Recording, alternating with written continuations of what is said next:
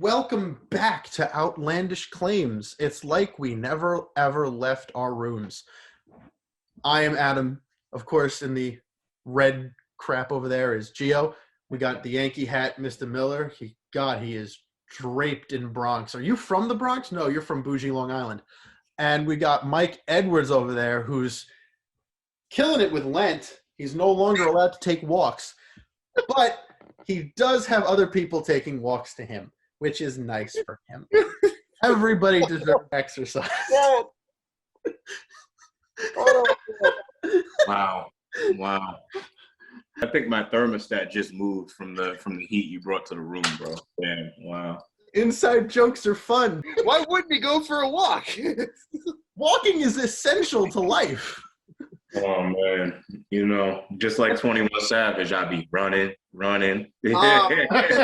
As we saw in our previous episodes, we recapped the best and worst of the offseason. For the next two, we'll call them episodes. They're really segments. We're going to argue about each other's stuff because, as we always do, we love ripping on each other. Problem is, we do it so much, it would make us run over 30 minutes, never mind 15. So, who wants to start? Surprise.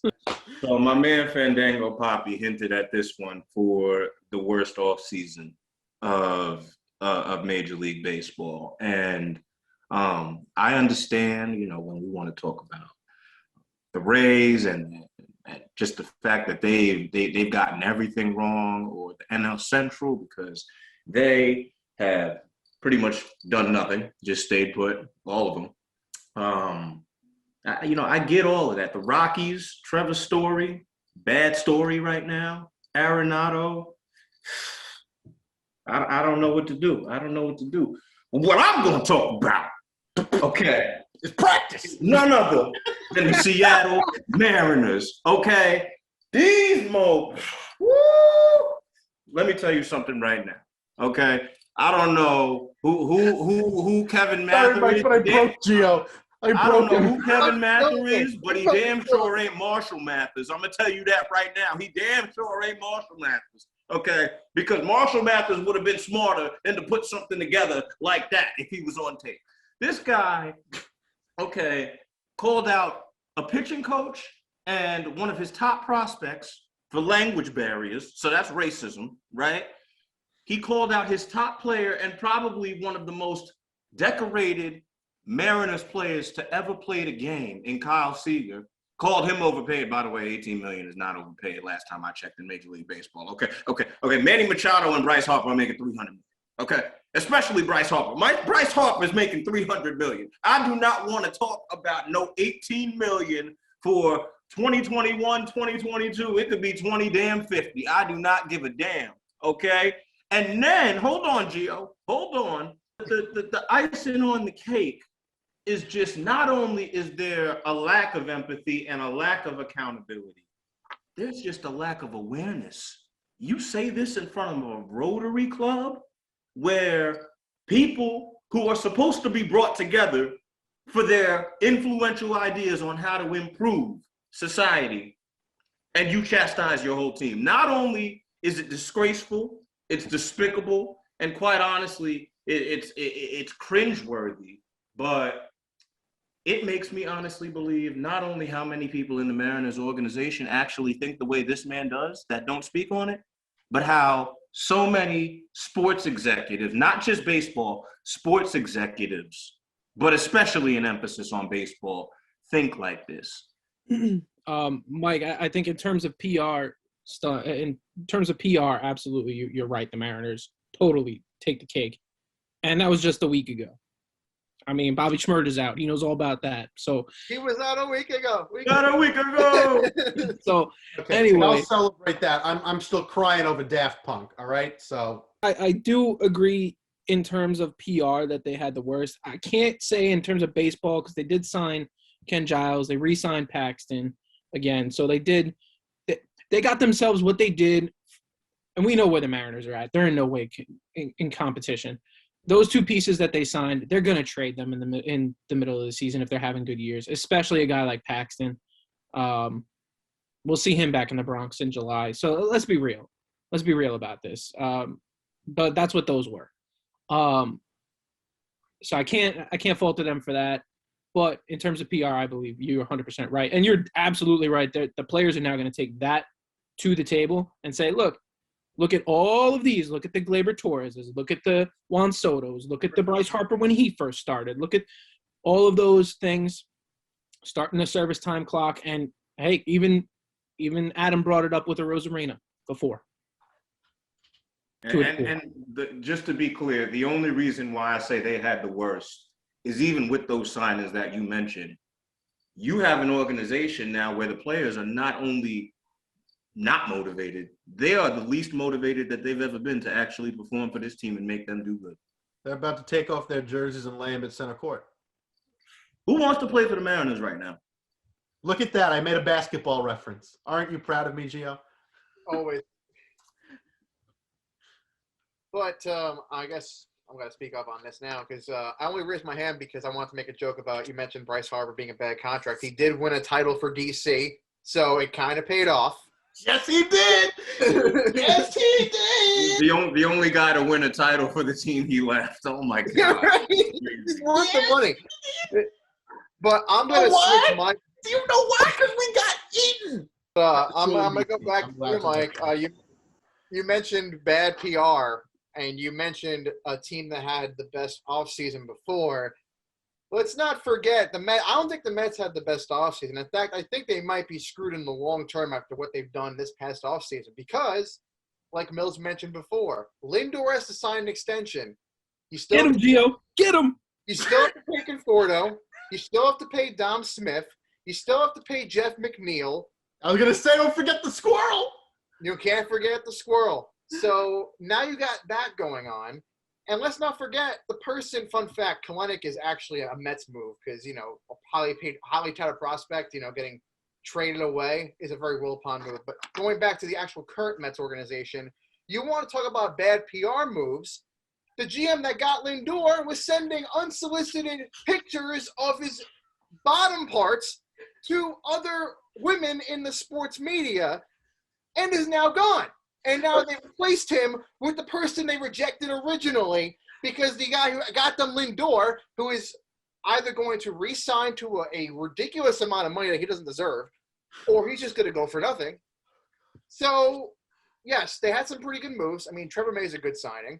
I love the James McCann move. I can't lie about that. That's a great move for somebody that couldn't get Realmuto. That's the best, second best catcher available. But you can't sit here and tell me that PR-wise the Mets are in a better spot than them. I mean, Mariners are in a worse spot, but the Mets can't be having the best offseason when they're still making Mets-like moves, whether that's on the diamond or off the diamond. And I feel like with these extensions that are due for their star players, somebody's going to get traded, somebody's going to screw up, and I just feel like, oh, I forgot. Steve Cohen, the guy who was part of, buying this team and building this new culture, had to delete his Twitter because the CEO of Barstool got under his skin. Yes, sir, he did. So if you're going to let that ruin your tweets and being on Twitter, interact with the fans and try and be like, yeah, we're not the Wilpons. Well, how about this? How about you sign people that are actually going to make an impact to your organization? You win something. Because the Yankees are still the better team in New York, whether the Mets made a World Series recently or not. Because, let's face it, the numbers don't lie. If they don't extend Lindor, what does that send message-wise to your franchise? Because you got this guy, that's great. But, if he does bad and they don't re-sign him, does that look worse than the deal where they got Edwin Diaz and Robinson Cano? Because at least they're still on the team. I'm glad you brought that up. Do I have the chance to respond? Yes. Only because I want to. Only after I get to say this, because only the Mets would see the PR disaster that was a literal dumpster fire outside their stadium and say, I think we can top that. with regard to the stadium, okay, that Jackie Robinson Rotunda is beautiful. Okay, and that beats anything that's in Yankee Stadium, and we're all Yankees fans except for Adam. But it's Dodger history. But it's Dodger history. That's number one. That's number one. Number two. Fan. As someone from the Bronx, I'm not as strong a Yankee fan as everybody else here, but that's because I've been disillusioned over the way they throw money at people, whereas people like the Rays and the A's have to grow their talent because they have really crappy ownership and a city that won't invest in them. Fair. The irony Fair. of a Wall Street banker owning a team and not spending money. So here's where I disagree with you, right? You're absolutely on the money when you talk about over-the-hill signings and what they've done in their history.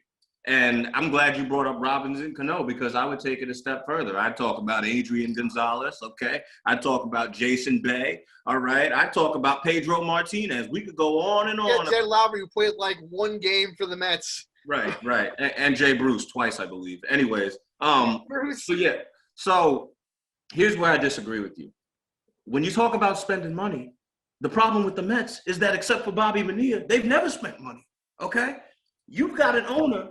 They learned the wrong lesson.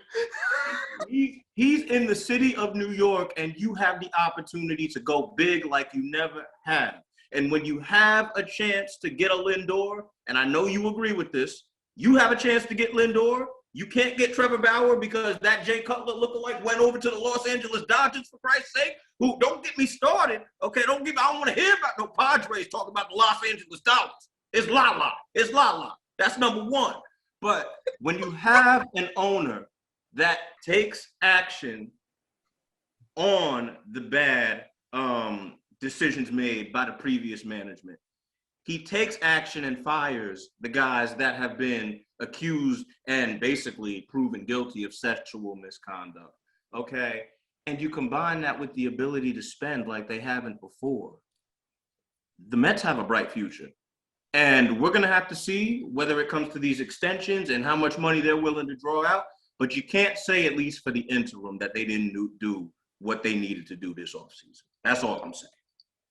I mean, you could argue that first off, listen, I'm all for it. The Mets deserve this type of culture change. It's been long overdue. But it comes to the point of, you could spend money now, but based on performance, like what if this team doesn't live up to expectations and you got all these players you need to sign? Can you trust them long term? And you can even argue that, yes, Toronto overpaid by millions for George Springer. But this whole entire offseason was all about making these big splashes. And minus Lindor, who is technically, to this point, a rental, they didn't do much after that. Because if they got Springer, I think it would be a whole different story. Because currently you went from George Springer, who granted, with the Astros cheating scandal, I mean, he's in his early 30s now, mid-30s, I think. But if you want to make a statement, you sign him and Lindor. But now you're going after Jackie Bradley Jr., which is not a bad player. Don't get me wrong. Great defensive player. But whereas the Red Sox had guys like J.D. Martinez and Mookie Betts to offset the offensive deficiencies that Jackie Bradley has, the Mets don't have that in the outfield minus Conforto. Because Brandon Nimmo does not hit for power that well, and Jeff McNeil's more of an infield utility guy. And let's put this in perspective. If you really want to break it down, all their moves only equate to about $20 million per season over the next 4 years. So what money are they really spending? Exactly. I mean, Lindor, if you want to spend money, if you want to talk about what you're saying, Mike, and I totally agree they're in a position to do it, then you need to sign this extension with Lindor sooner rather than later. Don't let him get to free agency. Because he's going to command the Mookie Betts situation, 100%. He's going to command a lot of money, and he's going to set the market for guys like Story and future Gleyber Torres of the world. You also want to keep in mind, sorry to just quickly interject, Nels, but most of those deals they signed with Trevor May, James McCann, Aaron Luke, they're all 1-2 year deals. The old moves that they used to make before Steve Cohen took over.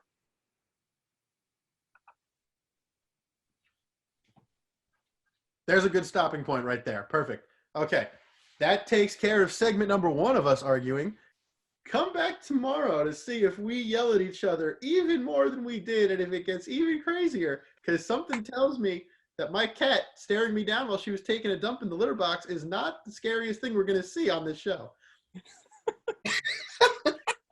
To host a fan show or appear as a fan on a fan show, simply create a profile on Fan Media's iOS app or website. Select your teams and make a short intro video on your phone. Show hosts, reporters, former players, and superfans can use our Get Verified feature and make an intro video as well, and our mobile newsroom staff will reach out.